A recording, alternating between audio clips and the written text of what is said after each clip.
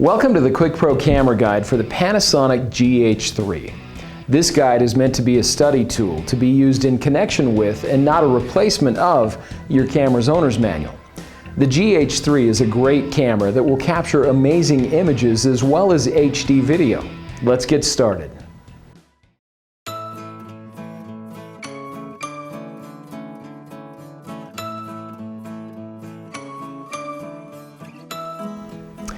Your GH3 has many sophisticated buttons and dials, and to take the best pictures with your camera, you'll want to be familiar with the functions of each of them. Let's begin by taking a closer look at many of the camera's features.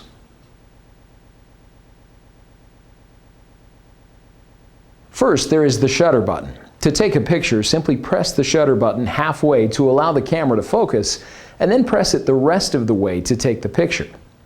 This is the front dial, which will allow you to adjust the exposure and other camera settings.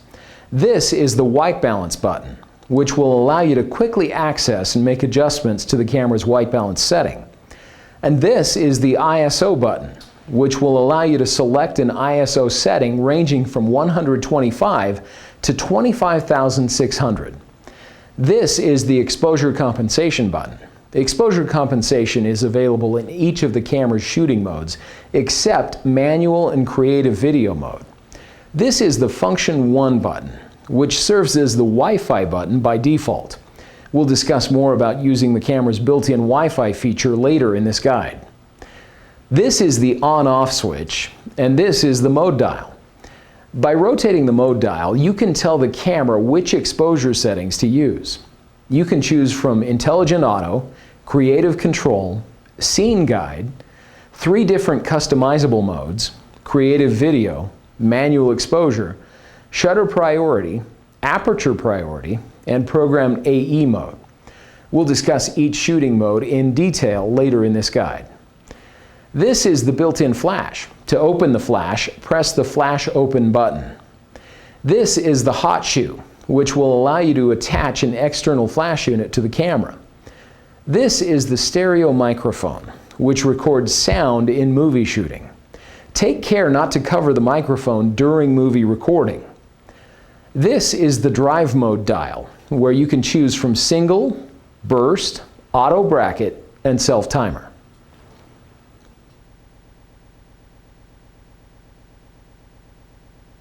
On this side of the camera, we'll find the SD memory card slot cover.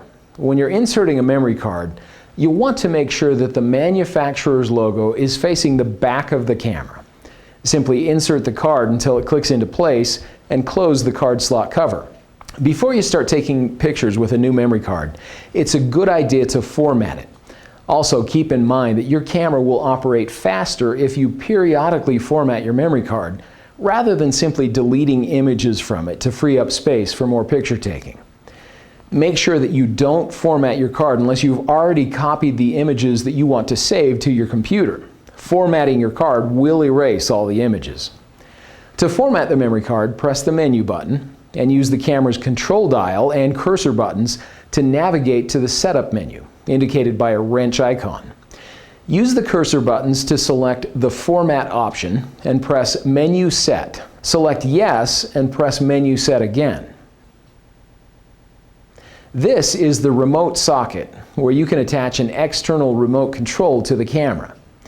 Now let's take a look at the other side of the camera. Here you'll find the microphone socket, where you can connect an external microphone for movie recording. This is the headphone socket, which will allow you to use a pair of headphones to monitor the sound when movie recording. This is the HDMI socket, which will allow you to connect the camera to an HD television. And this is the AV out digital socket, which will allow you to connect the camera to a standard definition TV, computer, or compatible printer. This is the Flash Synchro socket, which will allow you to connect an external flash unit to the camera. This is the lens release button. To attach a lens, make sure that the camera is switched to off. Hold the camera with one hand and the lens with the other, like this. Align the lens's index with the camera's index, then gently rotate the lens until it clicks into place. Take great care not to scratch the lens by allowing it to make contact with anything. When you want to remove a lens, press the lens release button while holding the camera with the same hand, and then with the other hand, rotate the lens until it uncouples. Avoid changing lenses in windy or dusty conditions. This will help the image sensor stay clean and free of dust.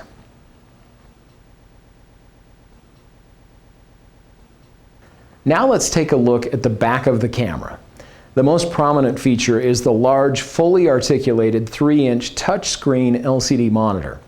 When rotating or tilting the LCD monitor, note that it will pivot, tilt, and rotate in specific directions, and forcing the monitor in a direction other than intended may cause damage. This sophisticated monitor can be controlled using the camera's buttons and dials, and almost all of the functions can also be controlled using the touchscreen. In this guide, we'll discuss using the controls primarily with the buttons and dials. This screen serves several purposes. When the playback button is pressed, it displays images that have been taken. Using the camera's control dial or cursor keys, you can scroll through the images on the memory card. When the Function 2 button is pressed to bring up the quick control menu, the LCD monitor provides fast and easy access to the camera's shooting settings. When the Menu button is pressed, the LCD monitor displays the camera's menu system, where you can change many important settings in the camera. Directly above the LCD monitor is the viewfinder. Before you start taking pictures, you'll want to focus the viewfinder. To do this, use the diopter adjustment dial located to the right of the eye cup. Rotate the dial until the icons in the viewfinder are in sharp focus. This is the playback button. Pressing this button will allow you to view your images on the LCD monitor. This is the Function 5 button, which is the Live Viewfinder button by default. Pressing this button will manually toggle the view between the viewfinder and LCD monitor. This is the Focus Mode lever, where you can select the camera's focus mode. This is the AF/AE lock button, which will allow you to lock the focus and exposure while you recompose the image. This is the Motion Picture button. To begin movie recording in any of the camera's shooting modes, press the Motion Picture button and press it again to end recording. This is the Function 2 button, which is the Quick Menu button by default. In any of the camera's shooting modes, you can press the Quick Menu button to access many frequently used camera settings. You can use the control dial and the cursor keys to make adjustments to the different screen items in the Quick Menu. This is the Function 3 button, which serves as the Autofocus Mode button by default. When the camera is set to any mode except Intelligent Auto, you can press this button to instantly access the autofocus modes. This is the Display button, which allows you to view 6 different display screens on the LCD. As discussed, these are the cursor buttons and the control dial, which are used for navigating through camera and menu settings, as well as scrolling through images in playback. This is the Menu Set button, which is used to access the menu system and confirm selections. This is the Function 4 button, which is the Delete Cancel button by default. In the playback mode, pressing this button will delete the image or movie from the memory card. In the menus, pressing this button will exit the currently selected menu or setting.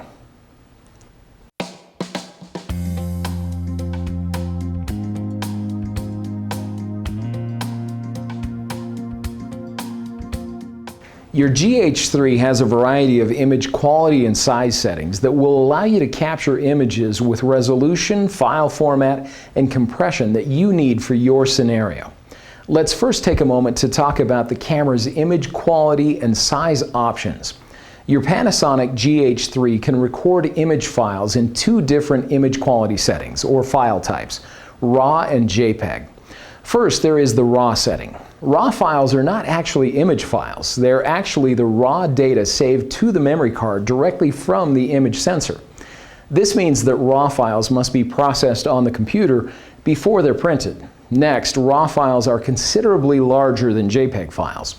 RAW files have a much broader range of tones. Shadow and highlight areas have more detail than other image files, and you can extensively edit RAW files without losing image data.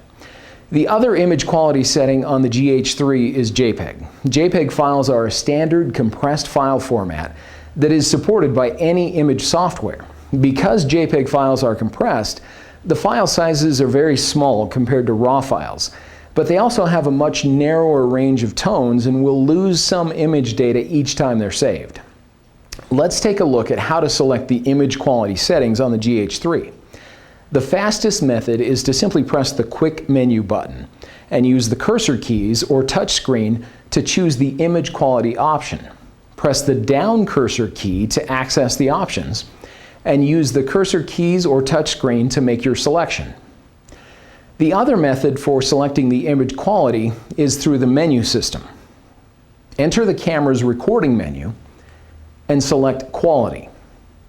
Here you can choose from a variety of options. There are two different JPEG options. The top option will record a higher quality JPEG image with less compression. These files will be larger than the other JPEG setting. This setting will record a standard quality JPEG file with more compression.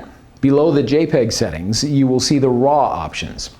You can choose to have the camera record one RAW file and one JPEG file each time a picture is taken, or you can choose to have the camera record only one RAW file each time a picture is taken. Now let's talk about selecting the picture size. Like quality, the fastest method for selecting the picture size is through the Quick Menu. Press the Function 2 Quick Menu button and use the cursor keys to navigate to the picture setting option. Press the down cursor key to access the options, and use the cursor keys or touchscreen to make your selection. In the Quick Menu, there are 4 different columns, each with large, medium, and small settings. The column on the left will shoot images at a 4:3 aspect ratio. The second column will shoot images at a 3:2 aspect ratio.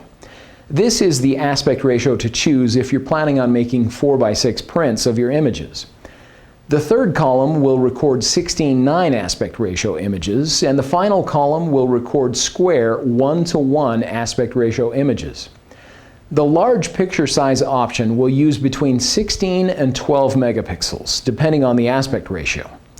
The medium options will use between 8 and 6 megapixels, and the small settings will use between 4 and 2 megapixels. The picture size options are also located in the recording menu under Picture Size. This is where you would choose how many megapixels you would like the camera to use when recording images. With the aspect ratio set to 3:2, the first option, large, will record images using 14 megapixels. The medium option will record images using 7 megapixels, and the small option will record images using 3.5 megapixels. You might choose the medium or small options if you are only using photos for making small prints or posting online, but most of the time you will probably want to use the large option. For each option, you can see the number of remaining images that can be recorded with that setting on the memory card.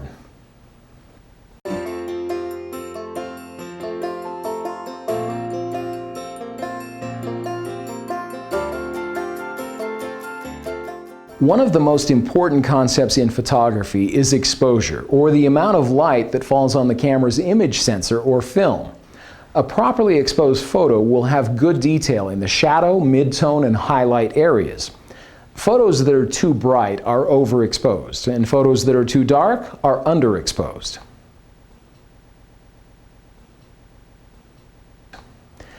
The camera measures light with one of 3 different metering modes. To select a metering mode, press the Quick Menu button and use the cursor keys or touchscreen to select metering. Press the top cursor key to access the options, and use the cursor keys or touchscreen to make your selection. You can choose from multi-metering, center weighted, and spot. The first metering mode is called multi-metering. This is a great general use metering mode that can be used in most shooting scenarios. When this mode is selected, the camera will divide the scene into zones. Then the camera measures the shadows and highlights in each zone and averages all the zones. Then the camera uses that average to set the exposure automatically to suit the scene. This is a good mode to use for many situations, but sometimes when the scene is very bright or very dark, you may want to use a different metering mode. The next mode is center-weighted metering. Center-weighted metering functions much like multimetering, with zones being evaluated and averaged. But with center-weighted metering, the zones that are in the center area of the frame are given the greatest priority when determining exposure. The zones that are outside of the center area of the frame are taken into account as well, but these zones have much less influence when determining the exposure. Center-weighted metering is a classic mode used for portraits.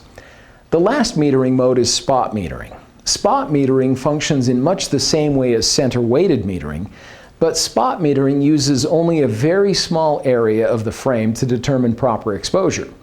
When spot metering is used on the GH3, the area that is used to meter exposure is the spot metering target at the center of the frame.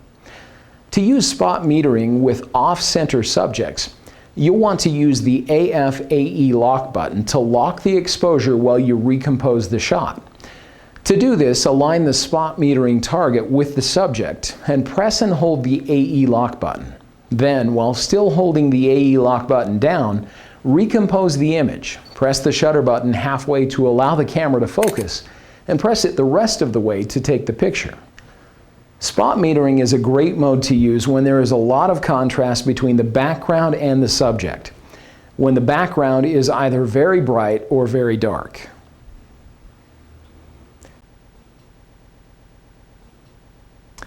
Now that you know a little about how your camera sees and measures light to create properly exposed photos, let's talk a little about the shooting modes on the GH3. To select a shooting mode, simply rotate the mode dial. With the Intelligent Auto, Creative Control, and Scene Guide modes, the camera chooses everything for you. All you need to do is point and shoot. Let's first take a moment to discuss the camera's Intelligent Auto modes. To take a picture in Intelligent Auto mode, make sure that the mode dial is set to Intelligent Auto and press the shutter button to take the picture. In this mode, the camera will assess the scene and then apply an appropriate scene detection mode automatically. With Intelligent Auto, you can choose from face detection and AF tracking for focus. Press the Function 3 button to toggle between the two settings. When AF tracking is selected, the AF area will look like this on the screen. You can tap the subject you'd like the camera to track and press the shutter button halfway to allow the camera to focus, and the rest of the way to take the picture. When the face detection AF mode is selected, the camera will automatically find and focus on faces in the scene.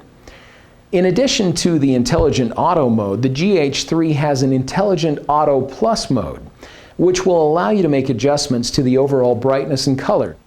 To select the Intelligent Auto Plus mode, press the Menu Set button and use the Control dial, cursor keys, or touch screen to select the Intelligent Auto Plus mode from the Intelligent Auto menu. To make adjustments to the color or white balance, press the White Balance button. Then rotate the Control dial or rear dial to make your selection. Choosing a value toward the A on the scale will increase the amber tones in the image, and choosing a value toward the B will increase the blue tones. To adjust the background defocus or depth of field, press the Function 4 button and rotate the Control dial or rear dial to make your selection. The bottom line of numbers are the f-stops, and they control the level of background blur. If you choose a smaller number, like f5.6, the background will have more blur or appear more defocused. And if you choose a higher number, like f11, the background will be more crisp. With the Intelligent Auto Plus mode, you can also adjust the overall brightness of the image using exposure compensation. Press the exposure compensation button and rotate the rear dial to make adjustments. Choosing a value toward the plus side of the scale will make the image brighter, and choosing a value toward the minus side of the scale will make the image darker. Each of these controls can be accessed using the touch screen. Simply tap the small Intelligent Auto Plus tab at the bottom of the screen. Tapping the top icon will allow you to adjust the color or white balance. Tapping the second icon will allow you to adjust the background defocus or f-stop. And tapping the bottom icon will allow you to adjust the overall brightness or exposure compensation.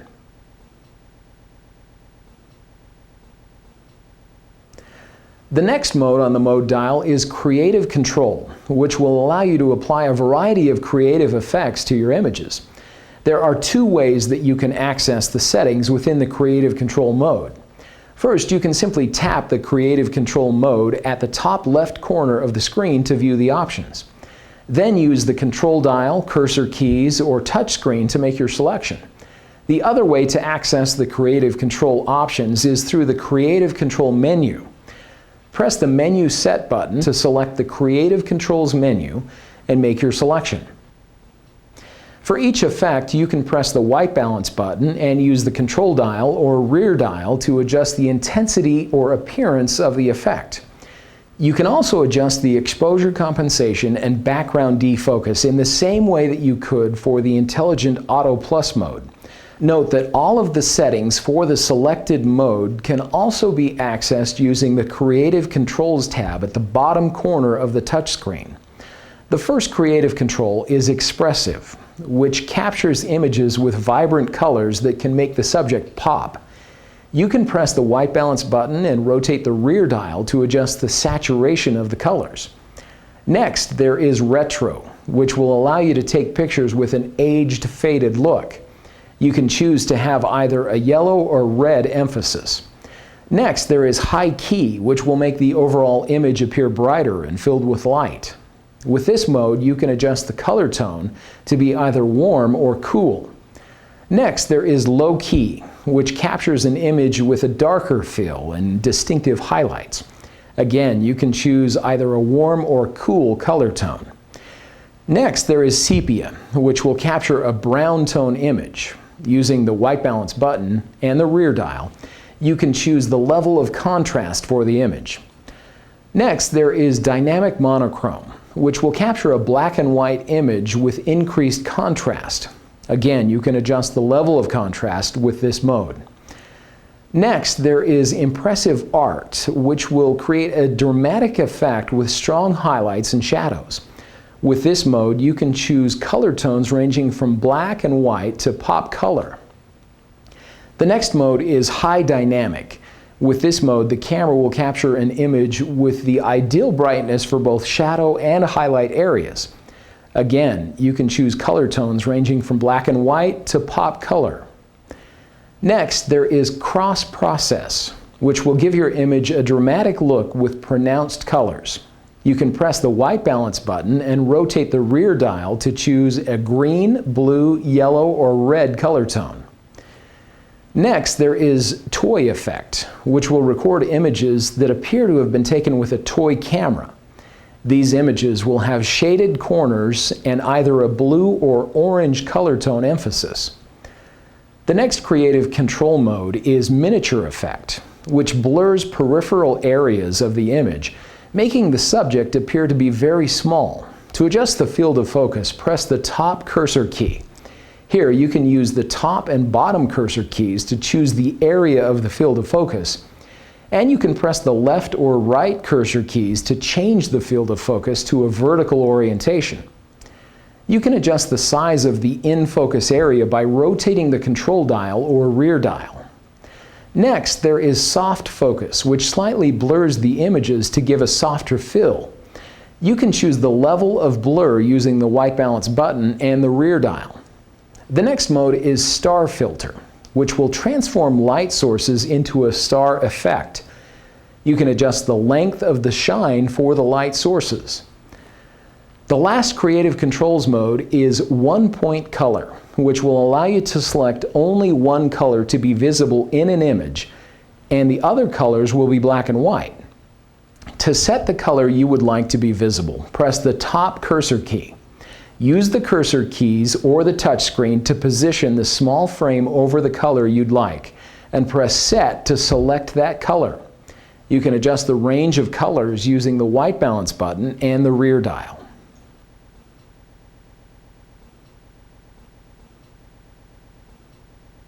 The next setting on the mode dial is Scene Guide. When this mode is selected, you can choose from 23 different shooting modes suited for specific scenarios. The first Scene Guide mode is Clear Portrait, which will blur the background to emphasize the subject. Next, there is Silky Skin, With this mode, the camera will brighten and soften skin tones. Next, there is backlit softness, which will brighten the image overall. The next mode is clear in backlight, which will capture images of backlit subjects with more definition than backlit softness. With this mode, you'll want to open the flash to illuminate the subject's face. Next, there is relaxing tone, which will apply a warm tone to the image. Next, there is sweet child's face. With this mode, you can focus and take the picture simply by tapping the child's face on the touch screen. Next, there is distinct scenery, which will emphasize the greens and blues in the image. The next mode is bright blue sky, which will brighten the overall image to make the blue sky appear more vibrant. Next, there is romantic sunset glow.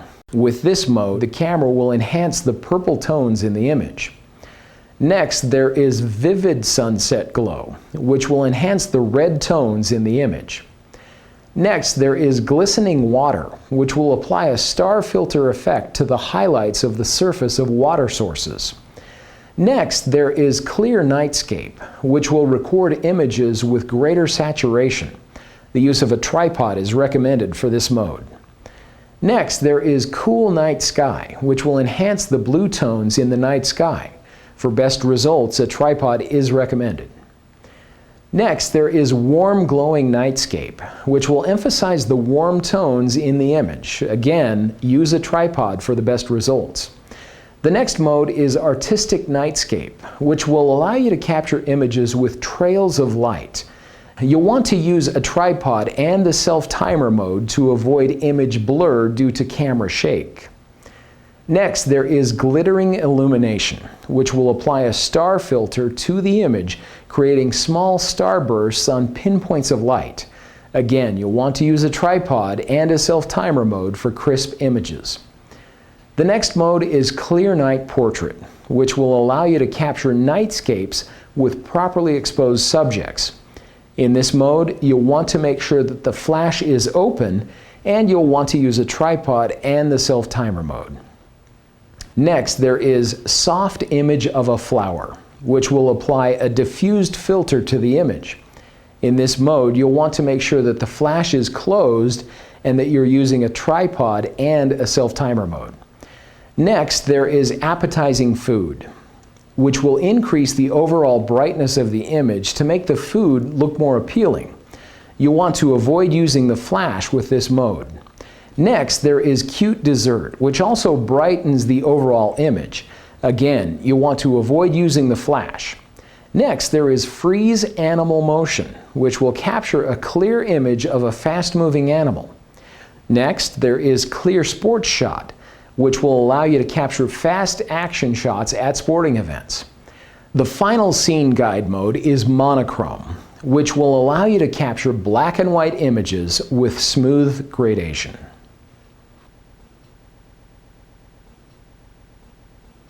Now that we've talked about the basic shooting modes, let's discuss the camera's PAS, M, and custom modes. Note that we'll learn about these modes, but we won't spend very much time discussing basic photography concepts. If you'd like to learn more about how to use the camera's PAS and M modes to take amazing photos, you may benefit from QuickPro's Fundamental series, which covers important elements of photography, including exposure, basic lighting, and composition. This section of the mode dial has the PS, A, and M modes. These modes include P, or Program AE, A, or Aperture Priority, and S, or Shutter Priority, and M, or Manual. The first mode is called Program AE and is represented by a P on the mode dial. In this mode, the camera automatically adjusts shutter speed and aperture for optimal exposure. This mode is similar to the Intelligent Auto Plus mode, but with the Program AE mode, you will have more control over the camera's aperture, shutter speed, focus mode, drive mode, and built-in flash settings. To operate in this mode, rotate the mode dial to P. To monitor the shutter speed and aperture settings, look through the viewfinder or watch the LCD monitor. Hold the shutter button halfway down to focus, and then press the shutter button all the way down to take the picture. You may find that the shutter speed is too slow for what you're photographing, or that the aperture does not give you the depth of field that you're looking for. If you'd like to change the camera's shutter speed and aperture combination, simply rotate the front or rear dials. The next setting on the mode dial is the aperture priority mode, indicated by an A on the mode dial. The aperture priority mode is useful for times when you want to control the depth of field in an image. Depth of field is the term used to describe the distance between the nearest and farthest objects in a scene that appear acceptably sharp in an image. When only a small area or subject in an image is in focus, it's said to have a shallow depth of field. This effect is achieved by using a smaller f-stop number. When everything in both the foreground and background is in focus, an image is said to have a long depth of field. For a long depth of field, choose a large f-stop number. When you're shooting in aperture priority mode, you'll set the aperture and the camera will automatically select the correct shutter speed for proper exposure. To use this mode, set the mode dial to A. Rotate either the front or rear dial to select an aperture value as you watch the display. Once you've made your selection, press the shutter button halfway to focus and the rest of the way to take the picture. The next setting on the mode dial is the shutter priority mode, indicated by an S on the mode dial. The shutter priority mode is useful for times when you want to control motion in a scene, whether it's freezing action or blurring the motion of the subject. In this mode, you'll set the shutter speed and the camera will automatically select an appropriate aperture value for proper exposure. To use the camera in shutter priority mode, set the mode dial to S. Rotate either the front or rear dial to select the shutter speed. The Panasonic GH3 has shutter speeds that range from very slow, 60 full seconds, to very fast, 1/4000th of a second. You can view the shutter speed and aperture values through the camera's viewfinder or on the LCD monitor. The next shooting mode is manual, or M mode, which is indicated by an M on the mode dial. This mode gives you complete control of the camera. In manual mode, you will set both the shutter speed and aperture to create the exposure. To operate the camera in manual mode, rotate the mode dial to M. To set the shutter speed, rotate the rear dial. To set the aperture, rotate the front dial. As you're making adjustments, watch the exposure scale either on the LCD monitor or through the viewfinder. When the exposure scale changes from a scale to the ±0 icon, the image will be properly exposed. You can choose just the right aperture and shutter speed combination for your scene, whether you want to freeze action or create a very shallow depth of field. Make the necessary adjustments to the aperture and shutter speed so that the ±0 icon appears, then press the shutter button halfway down to focus and the rest of the way down to take the picture. The GH3 also has 3 custom modes, which will allow you to register banks of frequently used settings to one easy-to-recall mode. When you register a bank of settings to a custom mode, the shooting mode, as well as other currently selected settings, will be saved. To register a bank of settings to a custom mode, first make sure that all of the settings you would like to register are selected on the camera. Then press the menu button and navigate to the Custom menu. Here, select Custom Set Memory and choose the custom mode you would like to register your selected settings to. Now, when the mode dial is set to that custom mode, all of the registered settings will be instantly set.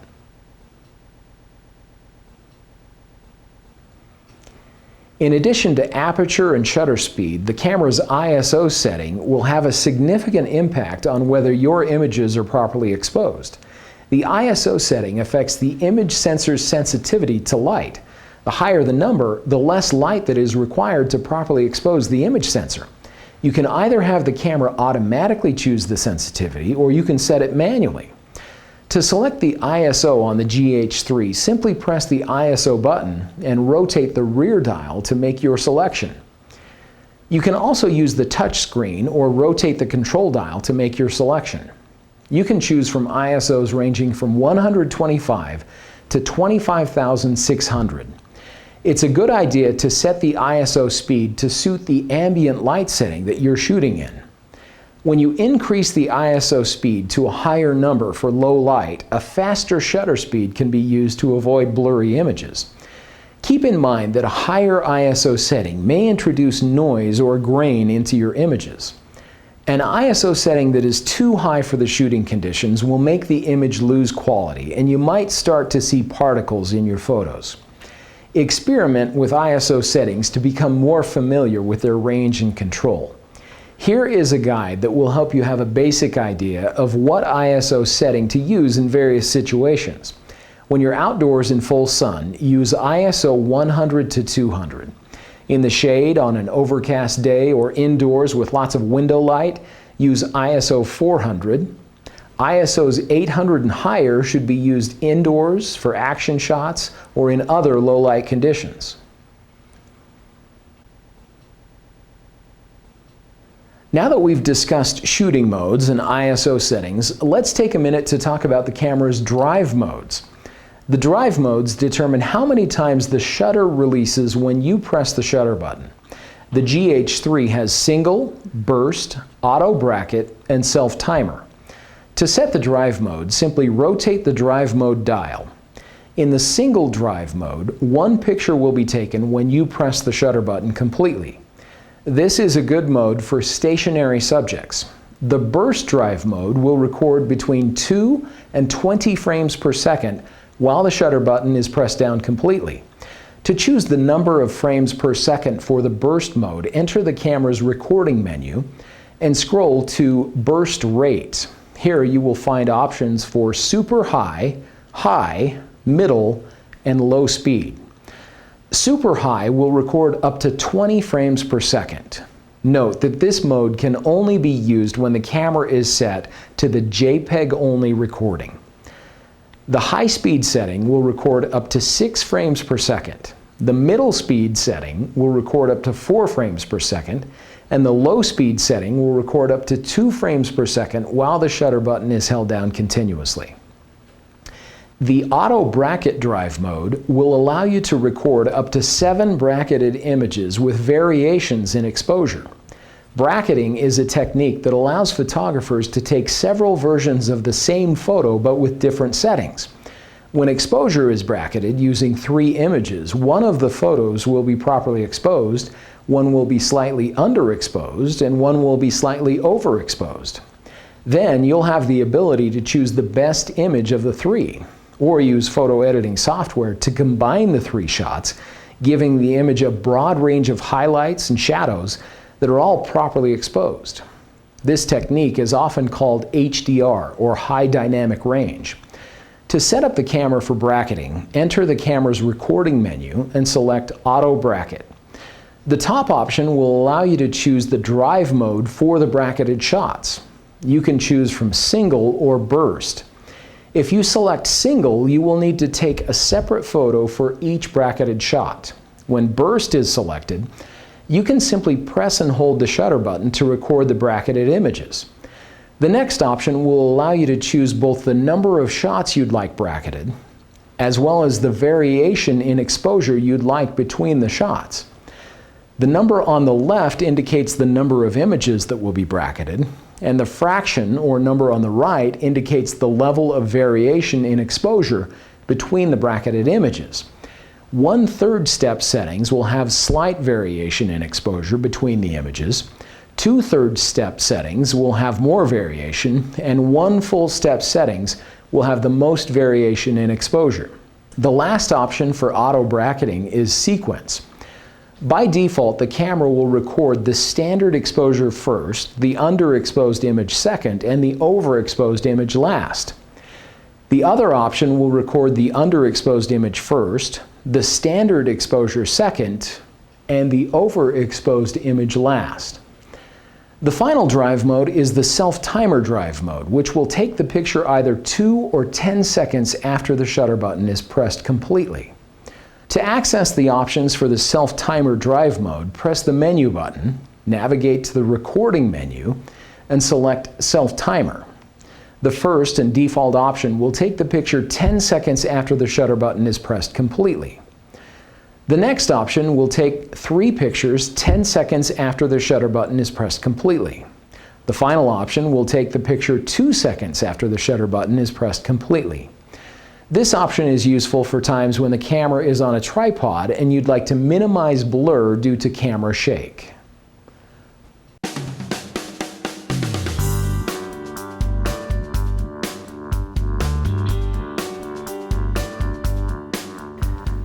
The GH3 offers full-time live view with incredible focusing speed and accuracy. Let's take a few moments to learn more about the options that are displayed on the camera's LCD, as well as the camera's movie mode and movie settings.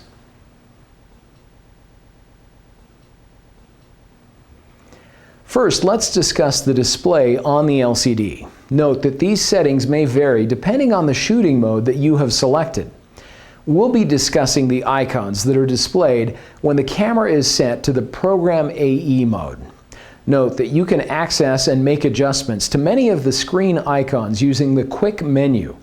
Simply press the Function 2 Quick Menu button and use the cursor keys to select the options that you'd like.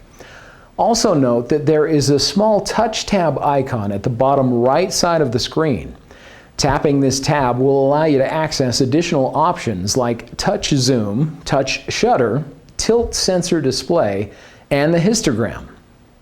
Simply tap the Touch tab again to hide the options.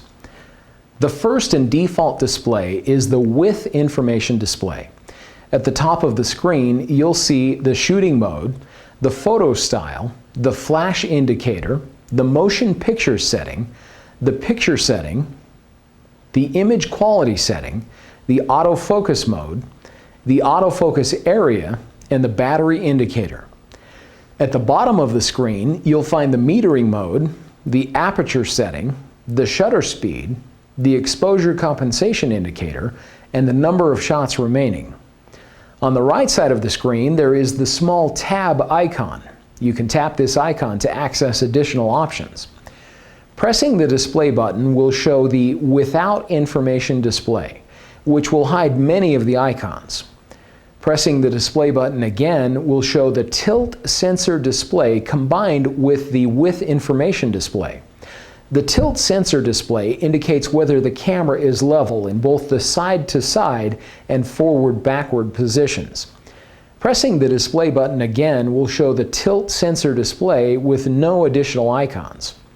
Pressing the display button again will show the On-Monitor Recording Information display. With this display, you can instantly access and make adjustments to any of the settings by tapping that option on the display. Pressing the display button again will turn off the LCD monitor.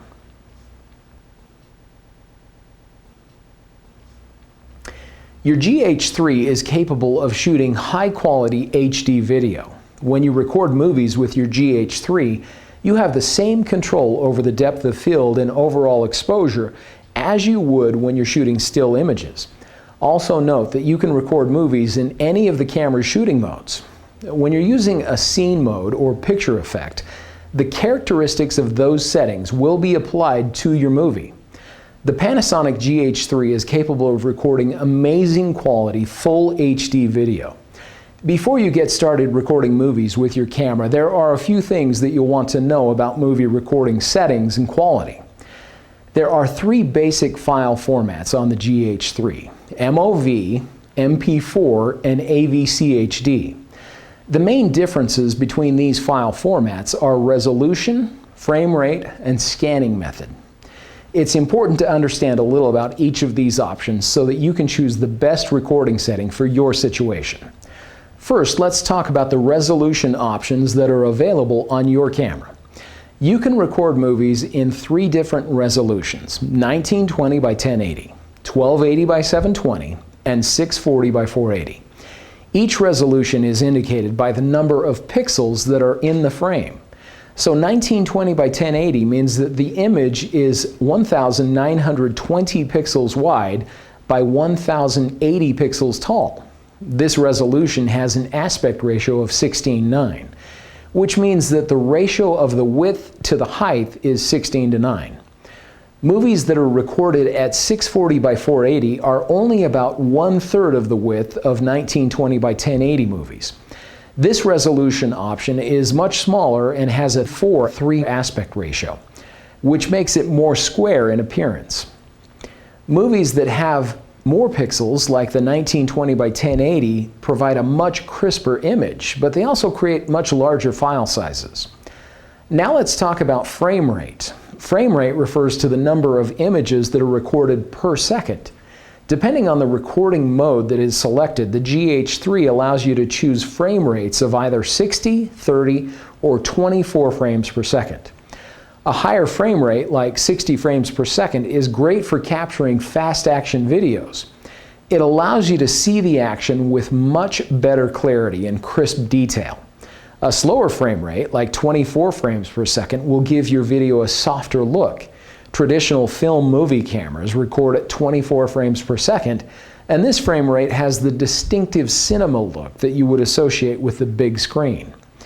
Whatever frame rate you choose, you'll want to remember a higher frame rate equals a larger file size. In addition to resolution and frame rate, you should also know a little about scanning methods. There are two scanning methods, interlaced and progressive. With interlaced video, each frame of video consists of two fields. One field is comprised of the odd horizontal lines in the frame, called the odd field or top field, and the other is comprised of the even horizontal lines, called the even field or bottom field. These fields alternate to form one complete image. When shooting in 1080-60i or 60 interlaced, the camera is actually generating 30 odd fields and 30 even fields per second. This gives the video a total of 30 complete fields per second. Interlaced video is best suited for viewing on a television. Note that interlaced video may exhibit what is referred to as a combing effect when it's viewed on a computer monitor or other progressive scan devices. Progressive scanning is different than interlaced because it scans the entire picture line by line in sequential order from top to bottom. When you shoot in 1080-60p or 60 progressive, the camera is generating a full 60 frames of video per second. This produces a smoother and more detailed image that is great for viewing fine details. Now that you understand more about resolution, frame rates, and scanning methods, let's take a closer look at the file formats that are available on your camera. You can access the movie recording options in the Motion Picture menu, as well as in the Quick menu, which can be accessed when the Function 2 Quick menu button is pressed. Scroll to the Motion Picture Settings icon. Then rotate the rear dial or use the touch screen to make your selection. Your camera has 3 different movie recording modes to choose from: AVCHD, MP4, and MOV. For each recording mode, you can choose from different resolutions, frame rates, and scanning methods. Movies recorded in the AVCHD setting have a resolution of 1920 by 1080 and are great for viewing on an HD TV. The MP4 record mode has a variety of different resolution options, and movies recorded in this file format are much smaller than AVCHD or MOV files. This is a good mode to choose if you're planning on viewing your movies on a computer. The last record mode is MOV. This is a good mode to choose if you're planning on editing your movies on your computer. Resolutions in this mode include 1920 by 1080 and 1280 by 720. Recording a movie with this camera is easy. Simply press the shutter button halfway down to focus, then press the movie record button to begin recording, and press it again to stop recording. To refocus during movie recording, you can press the shutter button halfway down again. If you'd like to take a still picture during movie recording, simply press the shutter button completely. The movie will have a still moment at the time the image was taken. When shooting movies, use a speed class 10 memory card or higher. If a slower memory card is used, the movie may not be properly recorded. To view a movie that you recorded, press the playback button. Use the cursor keys or control dial to scroll to the movie that you would like to play, and press the top cursor key to begin playback. During playback, you can press the top cursor key to pause or resume playing the movie, the left cursor key to rewind, the right cursor key to fast forward, and the bottom cursor key to stop movie playback. Press the top cursor key to pause the movie, and then press the Menu Set button to save a single frame from the movie to the memory card. When prompted, select Yes and press the Menu Set button to confirm. You can control the volume of the sound in movie playback by rotating the control dial. There are a few additional things that you should know about recording movies with your GH3. If you'd like to have control over the aperture and shutter speed in your movies, you can use the Creative Video mode on the mode dial. To choose the exposure mode, enter the camera's menu system and navigate to the Motion Picture menu. Here, select Exposure Mode. You can choose from Program AE, Aperture Priority, Shutter Priority, or Manual. Adjustments to the shutter speed and aperture settings can be made using the front and rear dials, in the same way that it's done for still shooting. When the mode dial is set to the Creative Video mode, a Creative Video Mode tab will appear at the bottom corner of the LCD. The options on the Video Mode tab will allow you to make quick adjustments to the touch zoom, the f-stop or aperture setting, the shutter speed, the exposure compensation, the ISO setting, and the microphone level adjustment. To make adjustments to any setting, simply tap the icon and drag the slider either up or down. Dragging the slider slightly toward the top or bottom will make the adjustment slowly, and dragging the slider further toward the top or bottom will make the adjustment more quickly. When you're finished making adjustments, tap the icon again.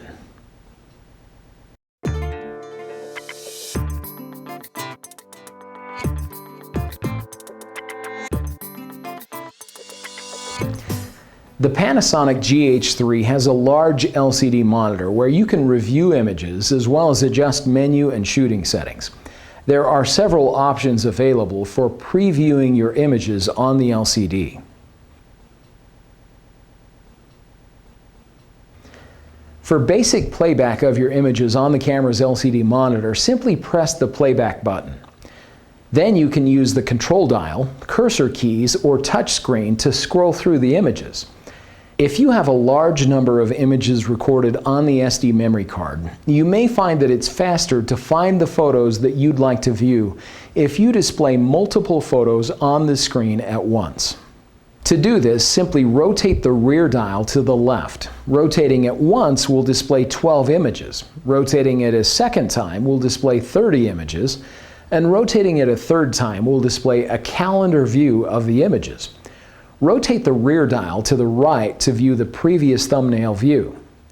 You can use the cursor keys to scroll through the thumbnails. Press the Menu Set button to view an image full screen.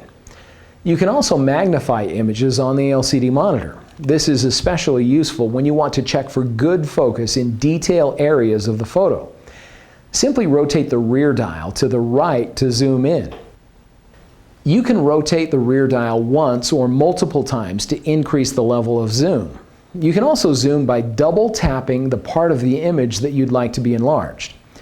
You can pinch your fingers across the screen to zoom back out, and you can pinch outward to zoom in. Then you can use the cursor keys or arrows on the touch screen to scroll top to bottom and side to side on the photo. Rotating the control dial will allow you to scroll to other images at the same level of magnification. To resume normal playback, press the Menu Set button. As you're scrolling through photos on the camera's playback, you may find some images that you'd like to protect from being accidentally erased. To protect an image, enter the camera's playback menu and scroll to Protect. You can choose to protect single or multiple images. We'll select Single and press the Menu Set button. Now, simply scroll to any image you'd like to protect and press the Menu Set button. A small key icon will appear to indicate the image has been protected. To remove protection, simply press the Menu Set button again. If you find a photo that didn't turn out, you can delete it from your memory card by pressing the Function 4 Delete button. You can choose to delete single or multiple images. To delete a single image, select Delete Single and Yes when the dialog appears. To delete multiple images, press the Function 4 Delete button and select Delete Multi. Here, you can scroll through the image thumbnails and use the touch screen or press the Menu Set button to select images for deletion. When you've selected all the images you'd like to delete, select OK and Yes. Note that once an image is erased, it cannot be recovered.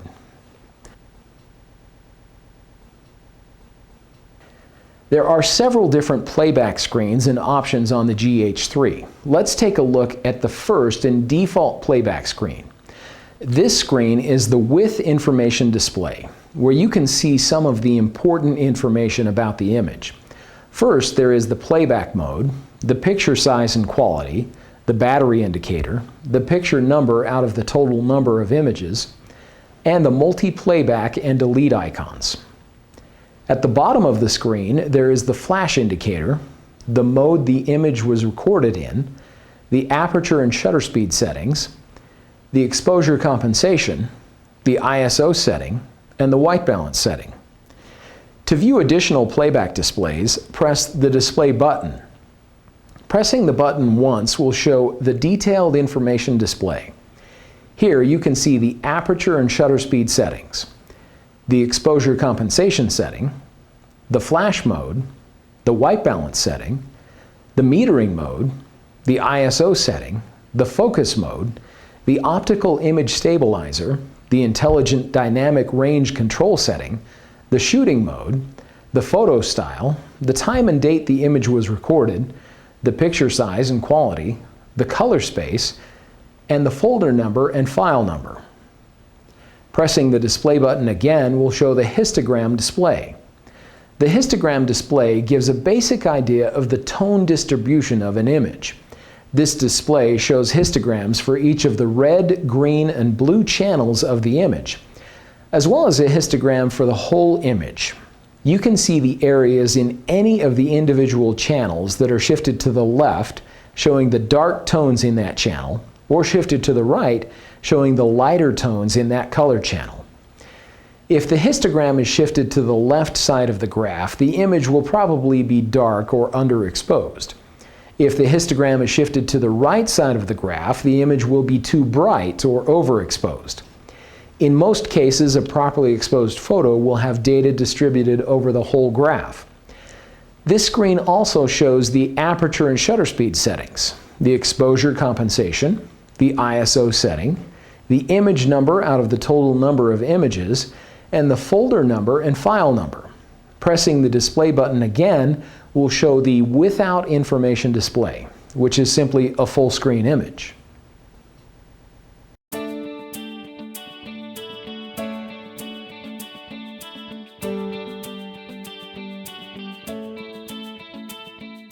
The Panasonic GH3 has a sophisticated autofocus system with a variety of autofocus modes and areas that, when used well together, will help you get great focus regardless of what type of subject you're photographing. When you're choosing an autofocus mode and an autofocus area, the main thing that you'll want to consider is whether or not the subject is in motion.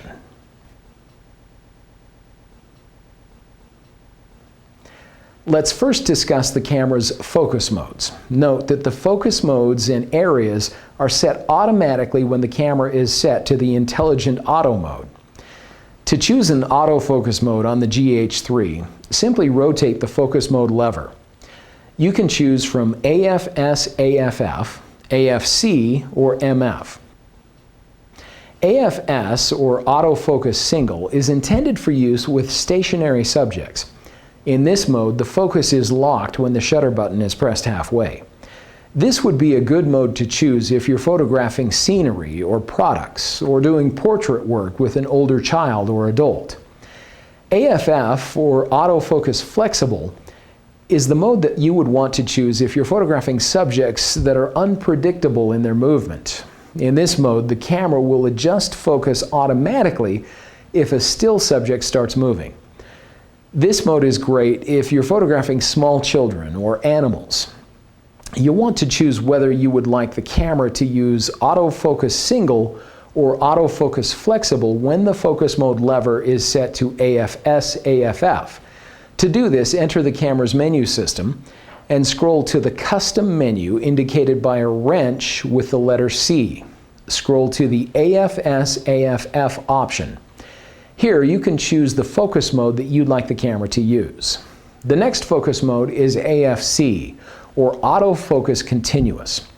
When this mode is selected, the camera will focus continuously while the shutter button is pressed halfway. This is a good mode to choose for photographing sporting events or other fast action subjects. The last focus mode on the focus mode lever is MF, or manual focus, which will disable the autofocus feature on the camera so that you can focus manually with the focus ring on the lens.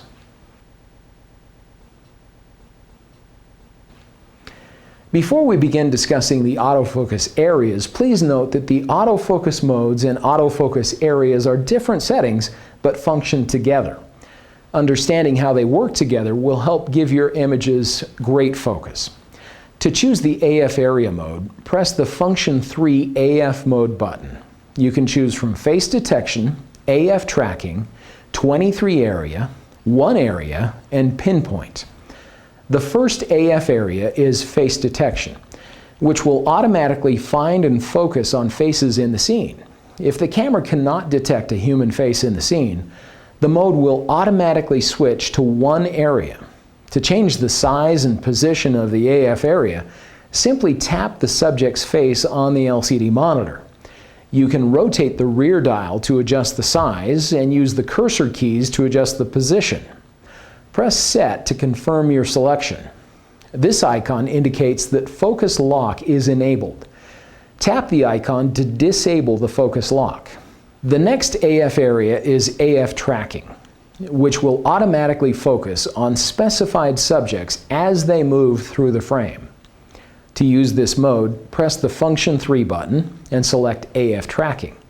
Position the subject within the AF tracking frame and press the shutter button halfway. When the AF tracking frame turns green and a beep sounds, the focus is locked on that subject, and you can release the shutter button. As the subject moves, the camera will continue to track and focus on it. Simply press the shutter button completely to take the picture.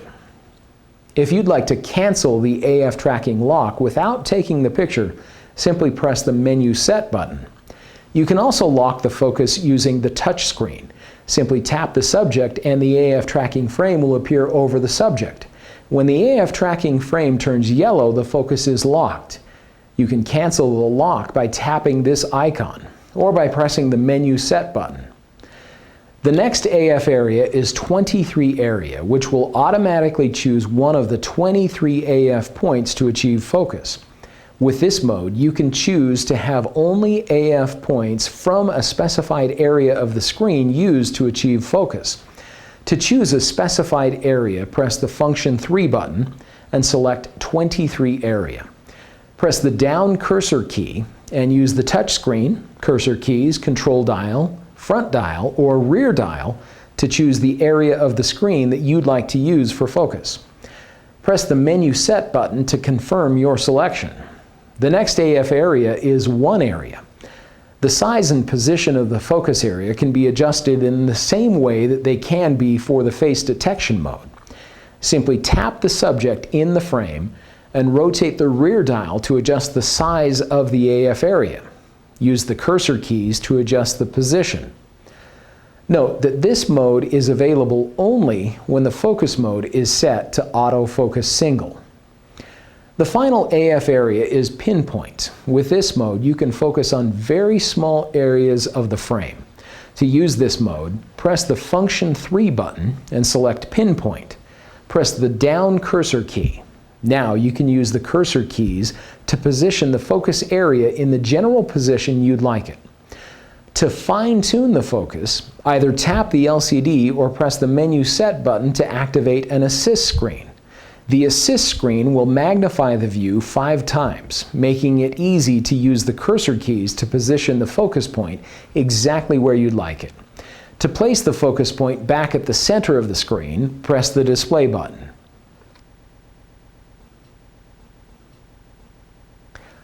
Sometimes a photo may have poor focus, but it's not related to the camera's focus mode or focus area. Camera shake happens when the camera moves while the shutter is open. This exposes the image sensor while the camera is moving and results in a blurry image. Always try to steady the camera. Holding it with 2 hands and pressing the viewfinder gently against your face will help. You can also lean against something or use a tripod, a monopod, or even a beanbag to steady the camera.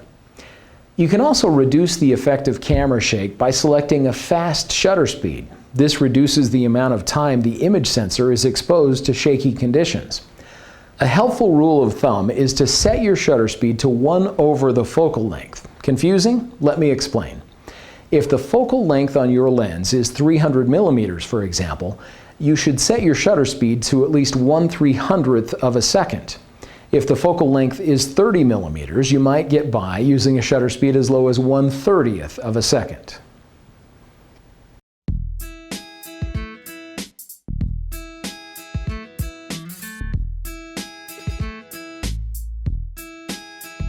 Let's take a look at the GH3's sophisticated menu system. Note that the menus vary depending on the shooting mode that is selected. We'll be showing the menu items that are available when the camera is set to the Program AE mode. To access the menu, simply press the Menu Set button. There are 5 different menus, including the Recording, Motion Picture, Custom, Setup, and Playback. Many of these settings are discussed in greater detail in other chapters of this guide. We'll just look at an overview of the menu items in this chapter.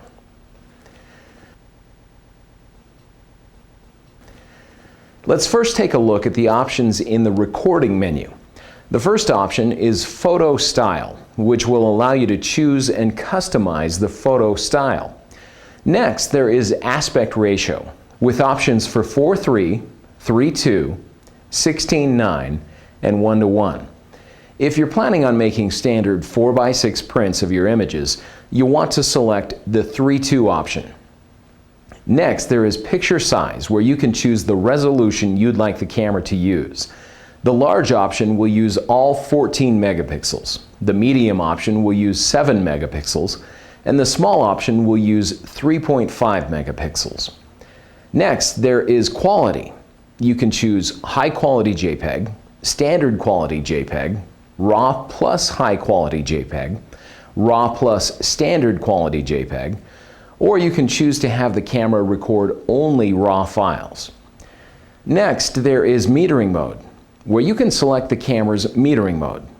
Next, there is Burst Rate, which will allow you to choose the number of images to be recorded per second when the camera's drive mode is set to burst. Super High will record up to 20 frames per second while the shutter button is held down. High will record 6 frames per second, Middle will record 4 frames per second, and Low will record 2 frames per second. Next, there is Auto Bracket, which will allow you to set the camera to record bracketed images. First, you can choose either single or burst mode. Next, there is Step, which will allow you to choose the amount of variation you'd like between shots as well as the total number of shots to be recorded. Last, you can choose the sequence or the order in which you'd like the bracketed images to be recorded. The next item in the Recording menu is Self-Timer with 3 options. The first and default option is 10 seconds, which will take the picture 10 seconds after the shutter button is pressed completely. Next, there is the 10-second 3-shot option, which will take 3 pictures 2 seconds apart, beginning 10 seconds after the shutter button is pressed completely. The last option is the 2-second self-timer, which will take the picture 2 seconds after the shutter button is pressed completely. This is a good option to choose if you're using a tripod at very slow shutter speeds to reduce the camera shake. The next option in the Recording menu is iDynamic, or Intelligent Dynamic Range Control. When enabled, Eye Dynamic will improve the detail in the shadow and highlight areas of high contrast images. You can choose from high, standard, or low, depending on the range of effect you'd like. Next, there is Eye Resolution, which will allow you to capture images with enhanced sharpening and outlines, textures, and gradation in specific areas of the image. You can choose from high, standard, low, or extended. Extended will help the image appear more natural if you plan to make large prints. Next, there is HDR with 3 options: on, off, and set. When on is selected, the camera will automatically record HDR photos. The off setting will disable the HDR feature, and set will allow you to manually make adjustments to the way your HDR photo will be recorded. Under Dynamic Range, you can choose the level of variation you'd like for the 3 images that will be combined to create the final HDR photo. You can choose from Auto, 1, 2, or 3 exposure steps. The other option is Auto Align, which is a good setting to enable if you're hand-holding the camera while the 3 images are taken. If you're using a tripod, you will probably want to disable Auto Align. The next option in the recording menu is Multiple Exposure, where you can set up the camera to record multiple exposure images. You can adjust the level of gain or exposure for each image, as well as the overlay. Next, there is Time-Lapse Shot, where you can set up the camera to take a series of time-lapse images. You can select the start time, the shooting interval, or how often you'd like the camera to take a picture, and the image count, or how many pictures the camera will take at each interval. Next, there is Electronic Shutter. When enabled, Electronic Shutter will reduce the blur in images due to camera shake from the movement of the internal components. Next, there is Shutter Delay, which will allow you to set a 1, 2, 4, or 8-second delay before the image is recorded when the shutter button is pressed completely. This is a good feature to use with a tripod at very slow shutter speeds to reduce blur due to camera shake. Next, there is Flash, where you can make adjustments to settings and controls for the flash. Next, there is Red Eye Removal. When enabled, red eye removal will digitally reduce the appearance of red eyes in images when a red eye reduction flash mode is used. Next, there is ISO increments, which will allow you to choose from 1/3 or 1 full step increments. If you choose 1/3, you will have 3 times as many ISO settings to choose from than if you choose 1 full step. Next, there is Extended ISO, which will allow you to enable or disable the extra low and extra high ISO settings. Next, there is Long Shutter Noise Reduction, which, when enabled, will automatically reduce noise in images taken with very slow shutter speeds. Next, there is Shading Compensation. When enabled, shading compensation will automatically correct the vignetting effect that can be caused by certain lenses. Next, there is Extended Teleconversion. With this option, you can capture magnified images without losing image quality. The zoom setting will allow you to manually control the level of magnification, and teleconversion will automatically zoom to the maximum magnification. Next, there is Digital Zoom, which will allow you to digitally zoom in beyond the zooming capabilities of the lens. You can choose to disable the digital zoom, or you can choose a 2x or a 4x zoom capability. Next, there is Color Space, with options for sRGB and Adobe RGB. Some photographers prefer the sRGB mode, as it requires less processing later.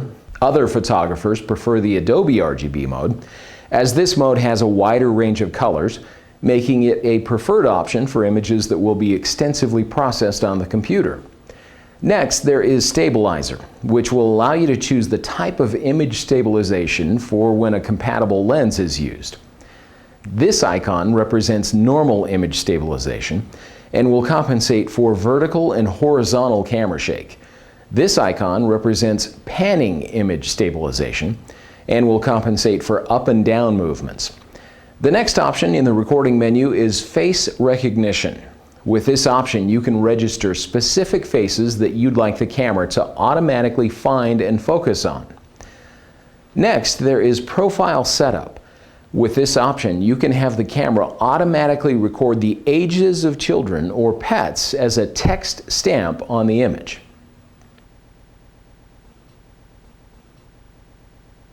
Now let's take a look at each of the options in the motion picture menu. To access all of the menu items that are available in movie recording, set the mode dial to the Creative Video mode. First, there is Photo Style, where you can choose the photo style for movies. Next, there is Recording mode, where you can choose whether you'd like to record movies in AVC HD, MP4, or MOV formats. Next, there is Recording Quality, which will allow you to choose movie resolution, scanning method, and the frame rate. Next, there is Exposure mode, which will allow you to choose the specific exposure mode you'd like to use for movie recording. Next, there is Frame rate, where you can choose from different frame rate options for slow and fast motion movies. Next, there is Picture mode. When the camera is set to a shooting mode other than creative video, Picture mode will allow you to choose whether the quality of the movie file is a priority or the quality of the still image is a priority. Next, there is Continuous AF, which will allow you to enable or disable the camera's continuous autofocus feature. The next three options are Metering mode, Eye Dynamic, and Eye Resolution. Each of these items function in the same way as they do for still shooting modes. Next, there is Time code with several options. First, you can choose to enable or disable the time code display. Next, you can choose the Count Up method. If Record Run is selected, the time code will only count up while you're actually recording a movie. If Free Run is selected, the time code will count up regardless of whether or not you're recording. Next, there is Time code Value with options for Reset, Manual Input, and Current Time. If you select Reset, the time code will be reset. If you select Manual Input, you'll be able to set the hour, minute, and second freely. If you select Current Time, the camera will set the time code to match the camera's internal clock. Next, there is Time code Mode, where you can choose whether you'd like to use drop frame or no drop frame. When enabled, drop frame will automatically correct the discrepancy in the time code that is caused when certain frame rates are used. No drop frame will simply record the full time code. Next, there is Record Highlight. When enabled, Record Highlight will provide a warning about very overexposed areas of the image by causing them to blink in black. The next two options are Extended Teleconversion and Digital Zoom, which function in the same way as they do for still shooting modes. Next, there is Flicker Decrease, which will allow you to fix the shutter speed to reduce the effect of flicker or striping in the movie. Next, there is Silent Operation. When enabled, Silent Operation will allow you to use the touch screen instead of physical buttons to silently control the zoom, aperture setting, shutter speed, exposure compensation, ISO, and microphone level. Next, there is Microphone Level Display, which will allow you to choose whether or not you'd like the microphone level to be displayed on the LCD. Next, there is Microphone Level Adjustment, which will allow you to adjust the microphone input sensitivity level. Next, there is Special Microphone, which will allow you to adjust the external microphone settings when one is connected to the camera. Next, there is Headphone Sound, which will allow you to choose whether you'd like to hear the actual sound or the sound that is being recorded. The final item in the motion picture menu is Wind Cut, which will reduce the noise caused by wind. You can choose from Auto, High, Standard, Low, or Off. If you're recording movies indoors or if there's no wind, you'll want to set Wind Cut to Off, as the sound will be more natural.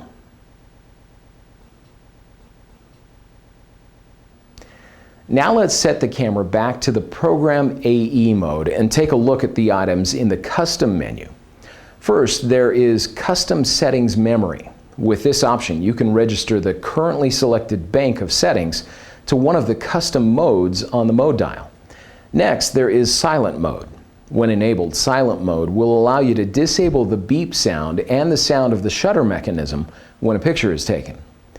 Next, there is AF/AE lock, which will allow you to choose which setting or settings you'd like to be locked when the AF/AE lock is on. Next, there is AF/AE lock hold. When enabled, AE lock hold will keep the exposure and focus fixed even if the button has been released after it has been pressed. Next, there is Shutter AF. If you select on, pressing the shutter button halfway will activate the autofocus. If you select off, pressing the shutter button halfway will have no effect on the autofocus. The next menu item, half press release, will take the picture immediately when the shutter button is pressed halfway if on is selected. Next, there is AFS/AFF, which will allow you to choose whether you'd like the camera to use autofocus single or autofocus flexible when the focus mode lever is set to AFS/AFF. Next, there is Quick AF. When enabled, Quick AF will speed up the autofocus when the shutter button is pressed halfway. Next, there is Eye Sensor AF. When enabled, this feature will automatically autofocus when the viewfinder is brought close to the eye. Pinpoint AF time will allow you to choose how long you'd like the pinpoint autofocus area to be magnified when the pinpoint AF mode is used. Next, there is AF Assist Lamp, which will allow you to enable or disable the AF Assist lamp. Next, there is Direct Focus Area. When enabled, Direct Focus Area will allow you to move the AF area or manual focus assist area using the cursor keys while you're recording. Next, there is Focus Release Priority. If you choose focus, the camera will not take the picture until the subject is in focus. If you choose release, the camera will capture images when the shutter button is pressed completely, even if focus has not been achieved. Next, there is AF plus MF, which will allow you to fine-tune the focus manually after the initial autofocus has been achieved. The next option is MF Assist, which will allow you to choose how you'd like the enlarged screen to be displayed when MF Assist is used. Next, there is MF Guide, which will allow you to have a guide displayed on the LCD when you're using manual focus. The guide will help you determine the direction to rotate the focus ring to get good focus. Next, there is Histogram, which will allow you to enable or disable a live view histogram over the scene on the LCD. Guideline will allow you to choose from 3 different grids to be displayed over the scene to aid in composition. Highlight will allow you to enable or disable the blinking highlights feature that warns you if an area of the image is very overexposed. Next, there is Constant Preview. When enabled, Constant Preview will allow you to see the effects of the aperture and shutter speed on exposure when the camera is set to manual mode. Exposure Meter will allow you to enable or disable the exposure meter display on the LCD. The next 2 options, Live View Finder Display Style and Monitor Information Display, will allow you to choose from 2 different displays for the viewfinder and LCD monitor. Record Area will allow you to change the angle of view for motion picture recording or still image recording. Next, there is Remaining Display, which will allow you to choose whether you'd like to have the remaining number of still images or the remaining video recording time displayed on the LCD. Next, there is Auto Review, where you can choose the length of time you'd like the images to be displayed on the LCD immediately after they're taken. You can choose from 1, 2, 3, 4, or 5 seconds. Or you can choose Hold. If you choose Hold, the image will be displayed on the LCD until you exit image playback. Next, there is Function Button Set, which will allow you to choose the role played by each of the camera's 7 function buttons. Next, there is Q Menu, with options for Preset and Custom. If you select Preset, the quick menu options will be set to the factory default. With Custom, you will be able to change the quick menu items to your liking using the quick menu setup icon when the quick menu is active in the LCD. Next, there is Dial Set, which will allow you to choose which dial will control the aperture and shutter speed. Next, there is Video button, which will allow you to enable or disable the motion picture recording button. Next, there is Power Zoom Lens, which will allow you to set the screen display and lens operations when a compatible lens is attached to the camera. Next, there is Eye Sensor, which will allow you to choose the sensitivity of the eye sensor, and under Live Viewfinder, Monitor Auto, you can choose to enable or disable the eye sensor. Next, there is Touch Settings, where you can enable or disable the touch screen, as well as enable or disable several of the touch screen options. Next, there is Touch Scroll, with options for high and low speed scrolling in playback mode. Next, there is Menu Guide. If you select on, the camera will display a selection screen when the camera is set to the Scene Guide or Creative Control mode. If you select off, the camera will simply display the recording screen when the camera is set to one of those modes. The final item in the custom menu is Shoot Without Lens, which will allow you to choose whether or not you'd like to allow the camera to take pictures when there is no lens attached.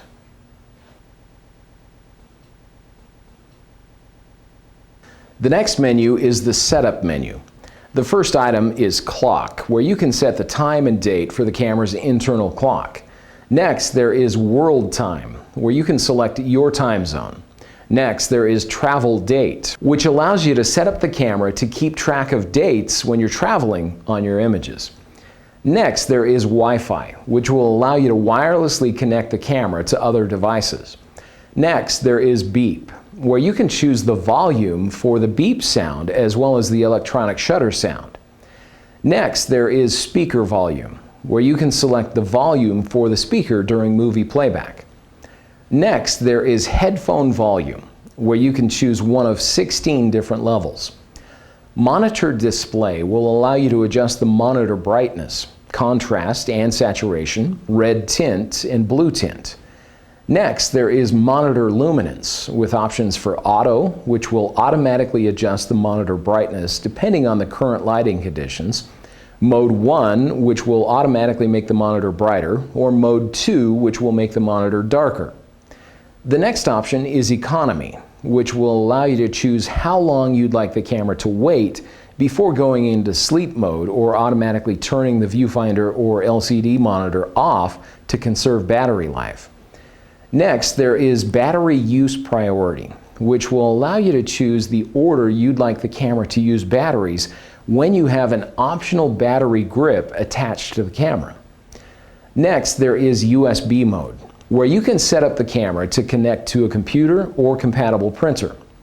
Next, there is Output, which will allow you to set up the camera to connect to a television. Next, there is Viera Link, where you can configure the camera to connect to Viera equipment. Next, there is 3D Playback, which will allow you to choose the method of playback for 3D images. Next, there is Menu Resume. When enabled, Menu Resume will return you to the previously viewed menu item when the menu button is pressed. Menu Background will allow you to choose the color of the background for the menu screen. Menu Information is next. When enabled, Menu Information will display helpful information and explanations of selected menu items. Next, there is Language, where you can select the language for the menus and displays. Next, there is Version Display, which will allow you to view the firmware versions for both the camera body and lens. Next, there is Exposure Compensation Reset. When enabled, Exposure Compensation Reset will reset the exposure compensation setting to 0 when the camera is powered off. Next, there is Number Reset, which will allow you to reset the image file numbering. Reset will allow you to reset the recording settings to factory default or create a set of custom recording reset parameters. Next, there is Reset Wi-Fi Settings, which will allow you to reset all of the settings in the Wi-Fi menu to factory default. Next, there is Pixel Refresh, which will optimize the device and the image processing. Next, there is Sensor Cleaning, which will allow you to have the camera automatically clean the image sensor. The final item in the setup menu is Format, which will allow you to format the memory card.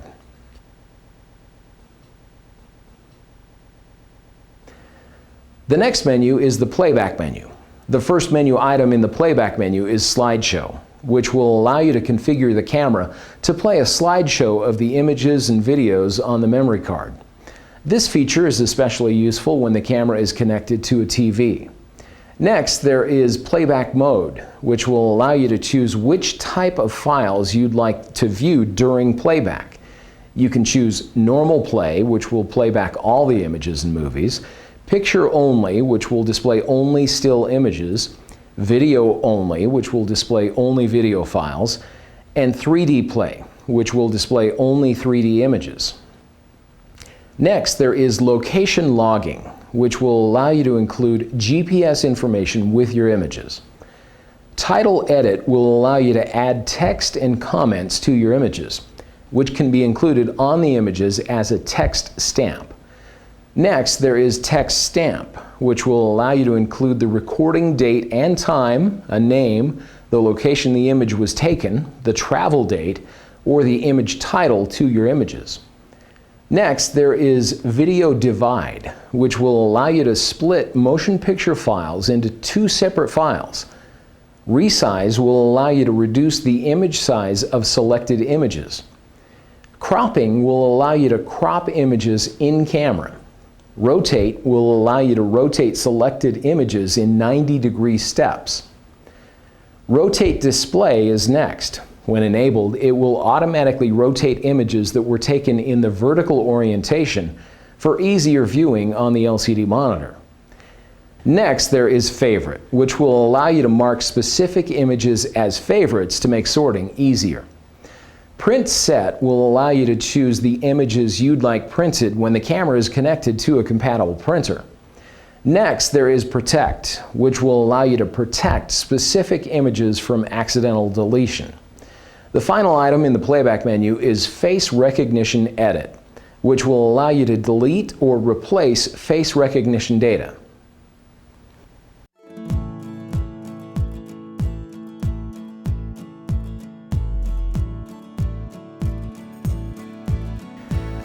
The quality of your images will be impacted by the white balance and overall color and tone of your image.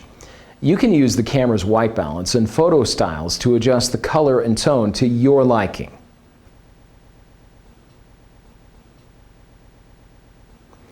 White balance is determined by the color temperature of light sources, which is measured in degrees Kelvin. The higher color temperatures in the area of about 7,500 Kelvin to 5,600 Kelvin are usually found in situations like a sunlit or cloudy day.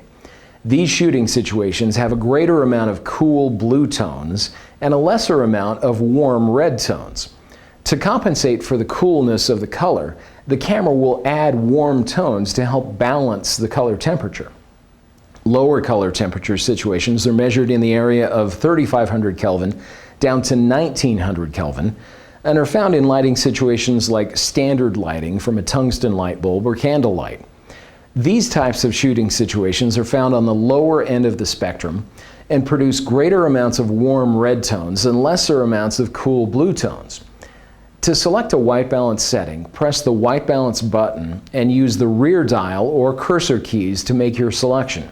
The GH3 has 8 different white balance options and 4 different custom white balance options. The first option is Auto White Balance. With this setting, the camera will automatically adjust the color temperature. The next white balance setting is Daylight. Daylight is a great setting for taking pictures in the sunlight on a clear day. This setting is marked with a sun icon. The next setting is Cloudy. Use this setting when taking pictures on days that are overcast. Use the shade setting when you're taking pictures in the shade. It reduces the bluish tones in a picture. The next white balance setting is Incandescent. This is a good setting to use when you're taking pictures under common light bulbs. It reduces the reddish tones in a picture. This setting is marked with a light bulb icon. The next setting is the Flash setting. Use this setting when you're using the built-in or an external flash unit. Each of these white balance settings can be fine-tuned. To do this, press the down cursor key to access the additional white balance options. Use the top, bottom, left, and right cursor keys to place the indicator on the area of the grid that you'd like.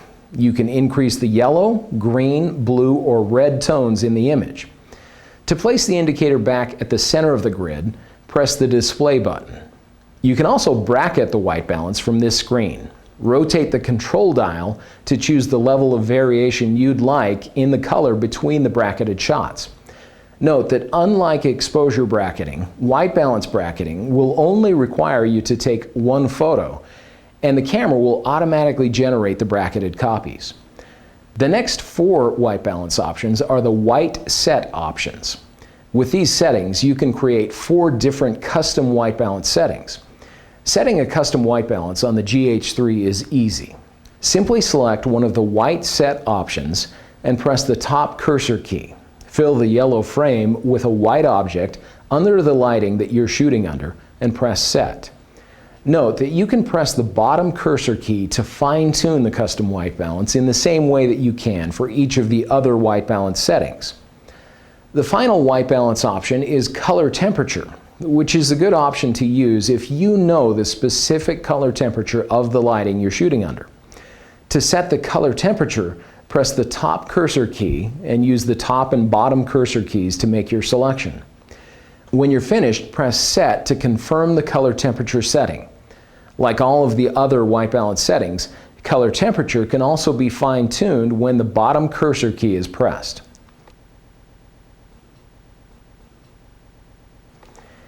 In addition to white balance, the GH3's photo styles can also improve the quality of your images. This feature will allow you to customize the color, saturation, and sharpness of your images. There are 7 different photo styles, including standard, vivid, natural, monochrome, scenery, portrait, and custom. The photo styles on the GH3 are easily accessed in the recording menu. Select Photo Style and use the left and right cursor keys to make your selection. The standard photo style is the default setting, and it offers standard processing and balanced results. This is a good photo style for general situations. The vivid photo style is great for images with colors that you'd like emphasized. The natural photo style is a good setting to choose if you'd like the colors in the image to have a soft effect with low saturation. The monochrome photo style is useful when you would like to take black and white photographs. Note, images taken in this setting cannot be converted to color later. The scenery photo style is good for photographing landscapes and subjects that you'd like to have the blues and greens emphasized. The portrait photo style is great for photos of people. It offers pleasant skin tones and textures. The last photo style is custom, which will allow you to make adjustments to any of the photo styles and save those changes as a new photo style with custom settings. To create a custom photo style, select a base photo style to customize, then press the bottom cursor key. You can choose to make adjustments to each of the parameters: contrast, sharpness, saturation, and noise reduction. After you've made your adjustments, select Custom Setting and press Set. When the warning dialog pops up, select Yes and press Set again.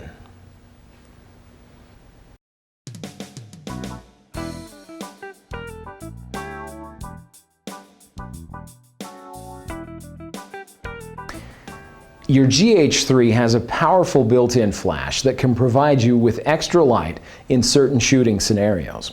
The effective range of the built-in flash is between 2 and 50 feet, depending on the aperture, shutter speed, and ISO, as well as the lens that is attached to the camera. As a general rule, you'll want to keep your subject within about 2 to 30 feet for best results.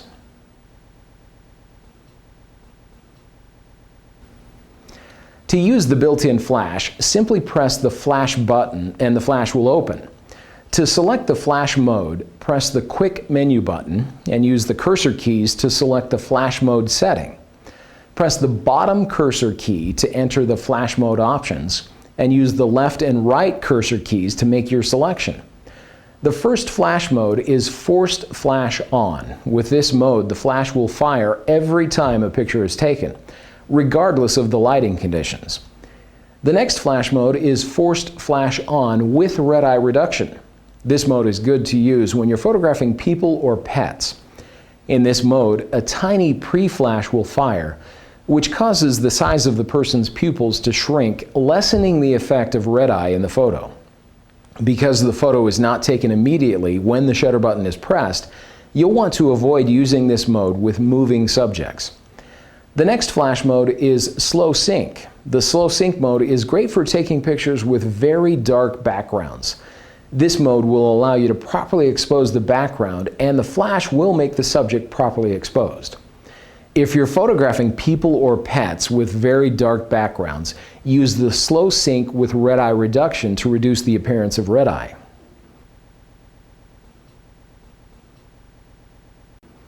You may find that the flash is producing too much or too little light for your images. Using the flash compensation will allow you to make adjustments to the overall brightness of the image when the flash is used. To adjust the flash compensation, enter the recording menu and scroll to Flash. Here, select Flash Adjust. You can adjust the overall brightness of the flash plus or minus 3 exposure steps. Values with a plus sign will increase the brightness of the flash, and values with a minus sign will decrease the brightness of the flash.